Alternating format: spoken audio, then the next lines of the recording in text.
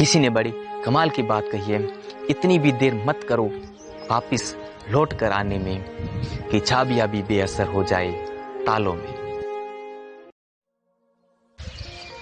ये कहानी है दो दोस्तों की, राम और श्याम। दोनों एक दूसरे के बहुत ही घनिष्ठ मित्र हुआ करते थे और दोनों दोस्तों में इतनी दोस्ती थी कि आस पड़ोस के लोग हैं जो उनकी दोस्ती को याद करते थे और जहाँ कहीं भी दोस्ती की बात आती थी तो उन दोनों की बात तो अवश्य ही वहाँ पे होती थी। आस पड़ोस के लोग हैं जो उनकी दोस्ती की मिसाल दिया करते थे। उन दोनों में बहुत इतनी अच्छी खासी दोस्ती थी। जब भी कोई काम करते थे मिलजुल करके एक साथ काम किया करते थे।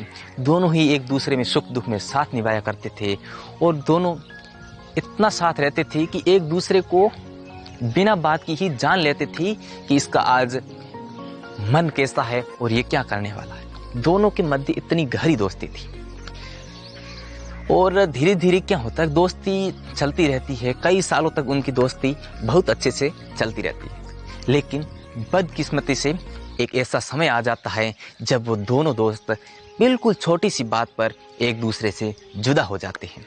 दोनों की दोस्ती में दरार हो जाती है और दोनों एक दूसरे से अलग हो जाते हैं और दोनों मिल करके अपनी अलग ही मंजिल चुनने का, अपना अलग ही रास्ता चुनने का निर्णय लेते हैं और दोनों दोस्त अपनी अलग अलग राह पे चल पड़ते हैं और अपनी अलग ही मंजिल बनाने की चाह में निकल जाते हैं।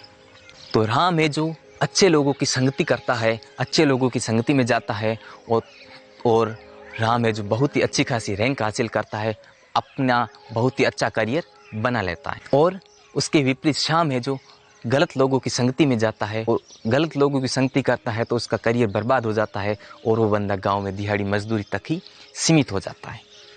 कई सालों बाद राम है जो वापस अपने गांव आता है और जैसे ही वो अपने गांव में वापस आता है तो गांव के वातावरण, गांव की जो पुरानी चीज़ें हैं, जो पुराने पेड़ है, पुराने मकान है, उनको देखता है तो अपने दोस्त श्याम की याद आती है और उसके मन में एक ख्याल सा आता है कि कहीं पुराने दोस्त श्याम से मिला जाए और उससे कई बातें की जाए, ऐसा उसका मन होता है। तो इसी सिलसिले में वो गांव के लोगों से मिलता है और श्याम के बारे में जानकारी हासिल करने की कोशिश करता है, लोगों से पूछता है। काफ़ी मशक्क़त के साथ में कोई एक ऐसा शख्स आता है जो राम को श्याम के बारे में जानकारी बताता है कि श्याम है जो अब गांव में कहीं पे दिहाड़ी मजदूरी करता है और वह आज के समय में बहुत गरीब है। उसकी स्थिति ऐसी है कि वो दिहाड़ी मजदूरी करके अपना जीवन यापन करता है। तो राम पहले से उत्सुक तो था श्याम से मिलने के लिए और इसी सिलसिले में वो श्याम से मिलने के लिए जाता है। वहाँ पे राम जाता है, श्याम को बोलता है मैं तुम्हारा पुराना दोस्त हूँ, राम हूँ, अपन पहले अच्छे मित्र हुआ किया करते थे।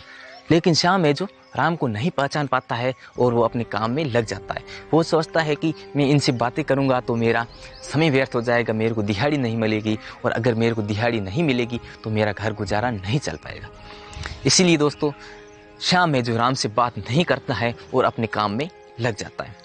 दोनों दोस्त एक दूसरे से मिलना तो चाहते हैं और दोनों दोस्त एक दूसरे से मिलना चाहते हैं, बातें करना चाहते हैं, लेकिन दोनों दोस्त नहीं मिल पाते हैं। एक दूसरे पे यकीन नहीं होता है कि ये राम और श्याम है या नहीं है।